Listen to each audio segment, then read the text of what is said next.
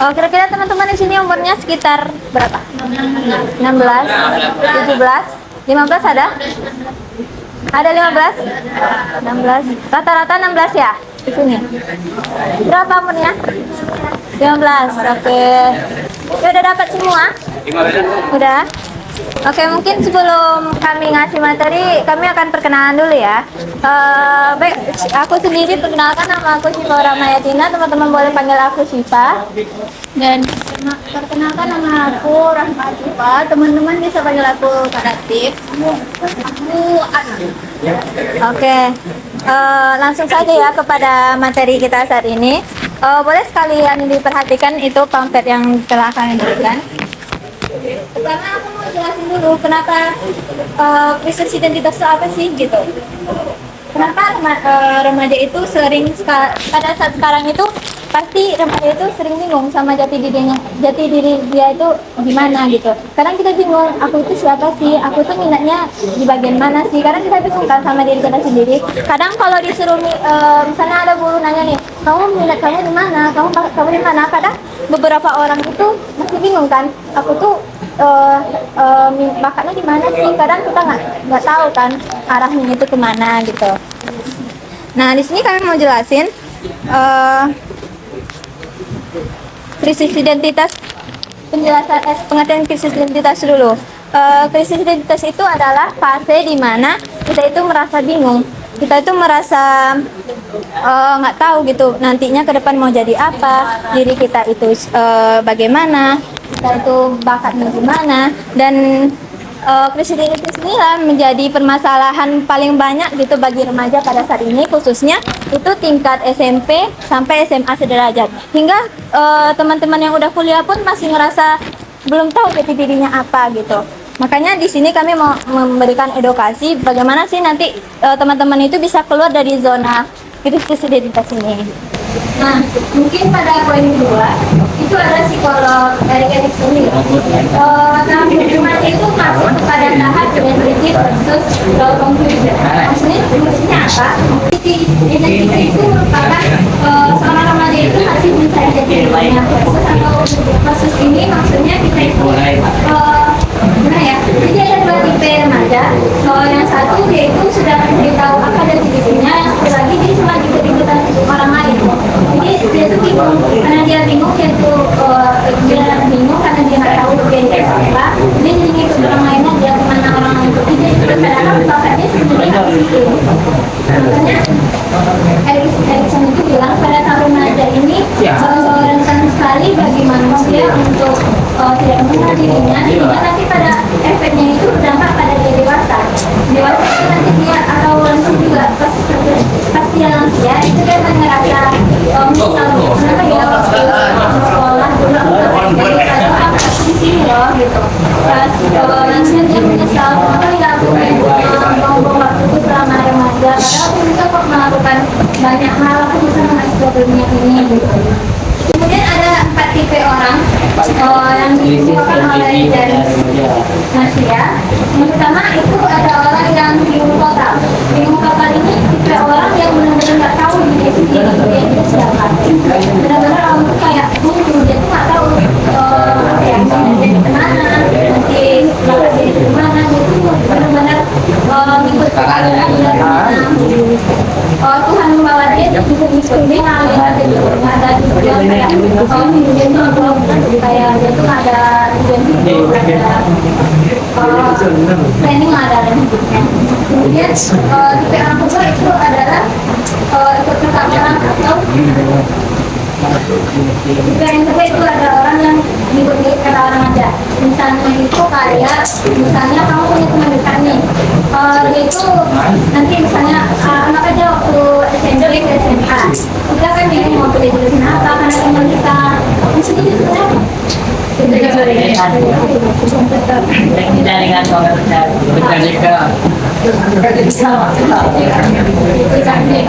Oke, karena teman-teman kita mau masuk jurusan ini kita juga ngikut, padahal kalau sebenarnya kemampuan kita ada dalam jurusan yang lain, itu sedikit kata orang. Atau bisa juga kalau kita menyuruh kayak ini orang punya nyuruh masuk jurusan juga karena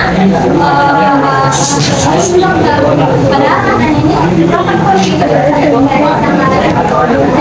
kayak ada sensasi yang maksudnya ya maksudnya kita itu padahal kan kita bisa merespon nah kita lagi ingat dari diri ini ada positif ada negatif juga lagi cari jati diri ini sangat bagus karena kita kan masih remaja ya kita masih bingung nanti kita mau lagi kemana kadang planning kita sekarang itu berbeda hasilnya nanti sama depannya bisa jadi kita sekarang berada di sama komputer ini nah terus sebenarnya nanti teman-teman masuk ke sekarang kan ada yang tahu kan pasti kayak apa ya nggak selalu gitu loh takdir yang berikan sama apa yang kita inginkan yang kita orang tua itu mereka sudah menemukan arah mereka sudah tahu apa jadi mereka maksudnya ini dia itu udah explore semua jadi dia sudah tahu nanti passionnya di mana karena dia udah explore semua jadi dia tahu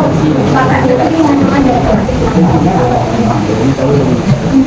Nah kalau teman-teman di saat sekarang masih berada di fase bingung itu tuh nggak bukan karena kita masih remaja kita masih umur 15 sampai 16-17 tahun itu selalu kita merasa bingung karena kita masih diberi kesempatan untuk mengeksplornya kita masih memiliki banyak waktu untuk mengeksplor apapun yang ada di dunia ini kan jadi kalau dibilang itu penyakit itu juga nggak masuk penyakit karena semua malah kita masih ada sebenarnya kalau waktu untuk kita mengeksplor dunia ini yang nggak lain itu kita nggak tahu untuk diri kita gimana kita bisa orang nanti oke mas dari selanjutnya boleh dilanjutkan.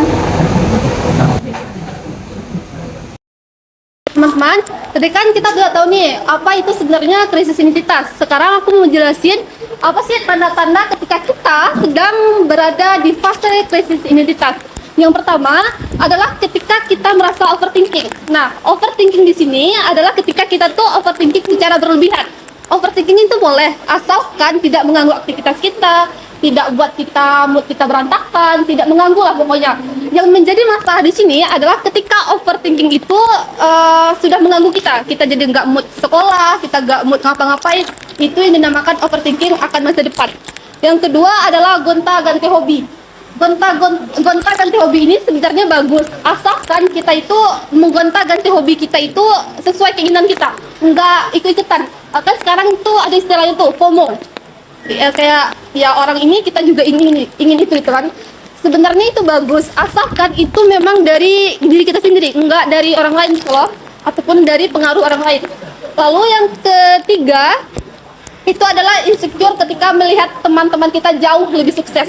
Nah, insecure di sini adalah kita tuh bukan termotivasi untuk sama seperti mereka, tapi kita tuh merasa diri kita rendah, nggak berguna, nggak ada apa-apanya gitu. Jadi yang dimaksud insecure di sini adalah ketika kita terbebani, kita merasa bahwa diri kita itu tidak bisa melakukan apa-apa. Tapi kalau misalnya nih teman-teman insecure-nya itu karena insecure-nya, tapi itu dijadikan motivasi, itu malah jadi lebih baik gitu. Lalu selanjutnya adalah merasa diri nggak guna ataupun tidak berguna lainnya.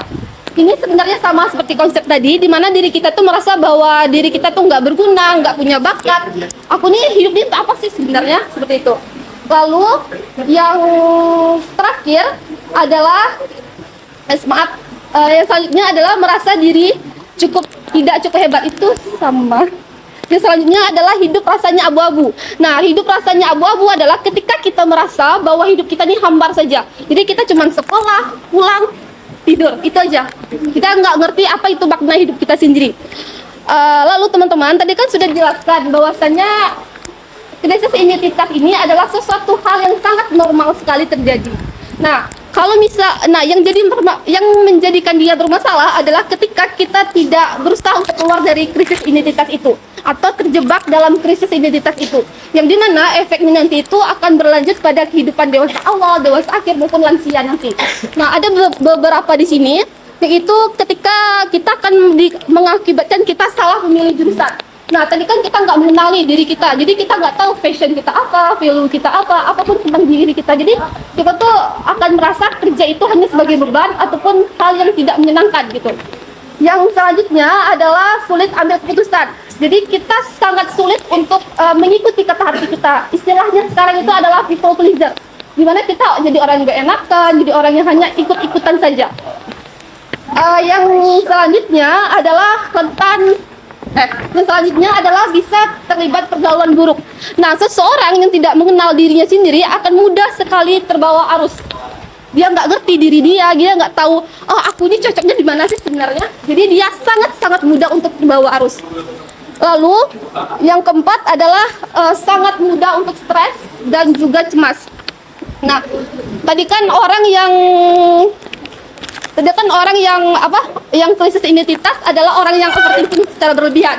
Nah, karena dia overthinking itu, dia akan mengakibatkan stres, pada akhirnya dia akan mengakibatkan depresi sampai bunuh diri. Yang selanjutnya adalah pindah-pindah tujuan tanpa selesai satupun. Jadi dia mencoba banyak hal tapi tidak sampai tuntas. Artinya apa tadi? Artinya dia hanya ikut-ikutan gitu.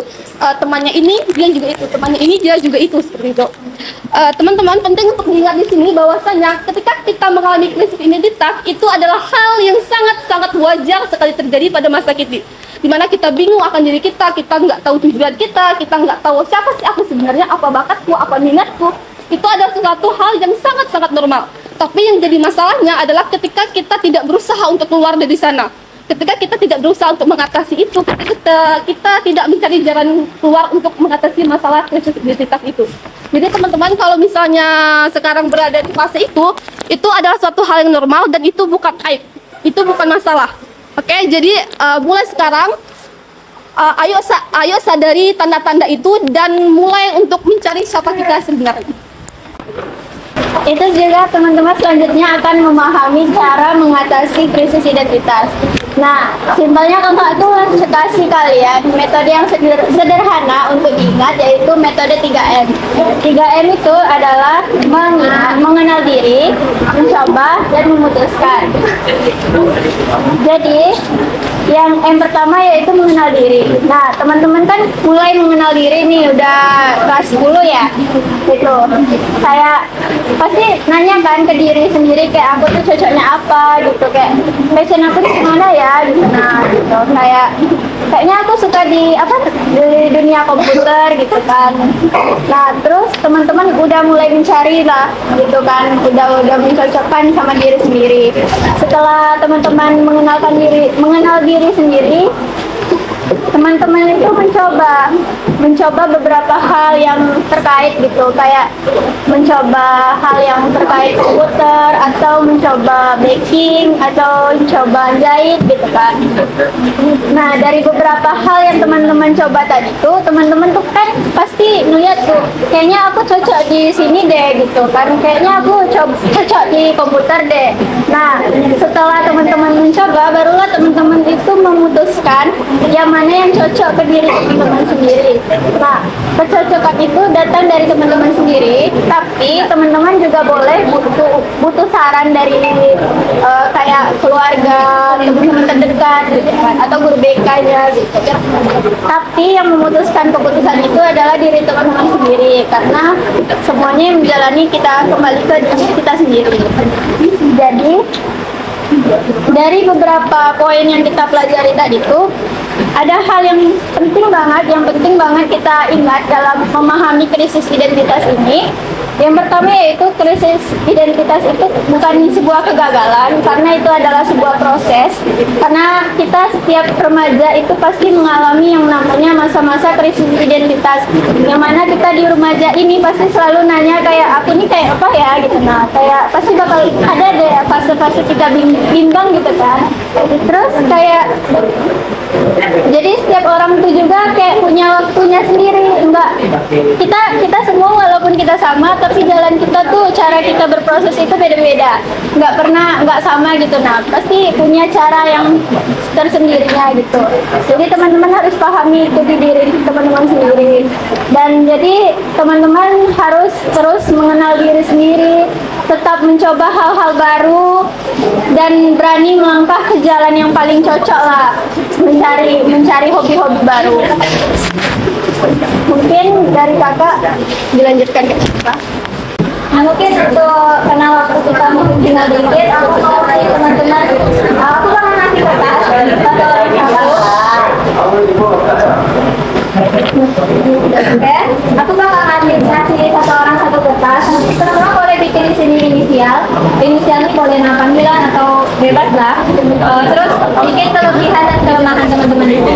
Oke, satu orang minimal satu. Kalau dia naik mandi nggak boleh tuh, mau di sini juga boleh. Pokoknya kompetisi ada udah harus terisi, nggak boleh kosong. Aku minta tolong ya, inisial.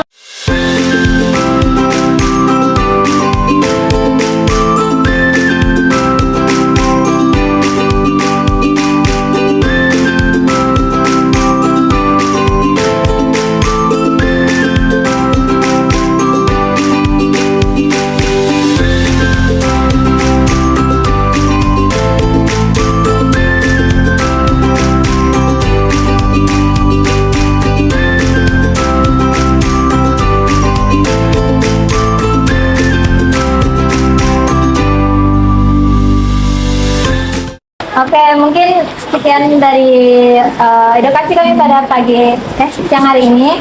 Terima kasih untuk teman-teman yang udah mendengarkan kami memberikan materi dari tadi, dan terima kasih untuk waktu yang telah diluangkan.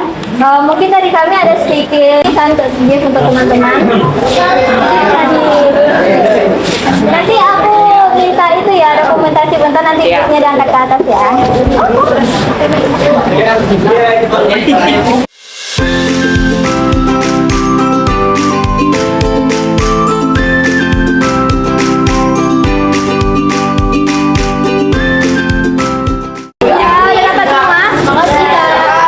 Mungkin pesan terakhir dari kami, tetap semangat untuk teman-teman.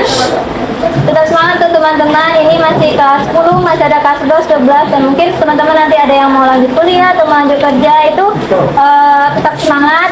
Terus kalau misalnya teman-teman sekarang merasa berada di tempat yang salah, jangan berkecil hati dulu. Mungkin itu pilihan yang terbaik dari Tuhan. Percaya aja, ikuti aja itunya, alurnya, terus kembangkan diri kalian dan jangan pernah putus asa. Mungkin dokumentasi terakhir ya, aku tutup dulu. Wassalamualaikum warahmatullahi wabarakatuh.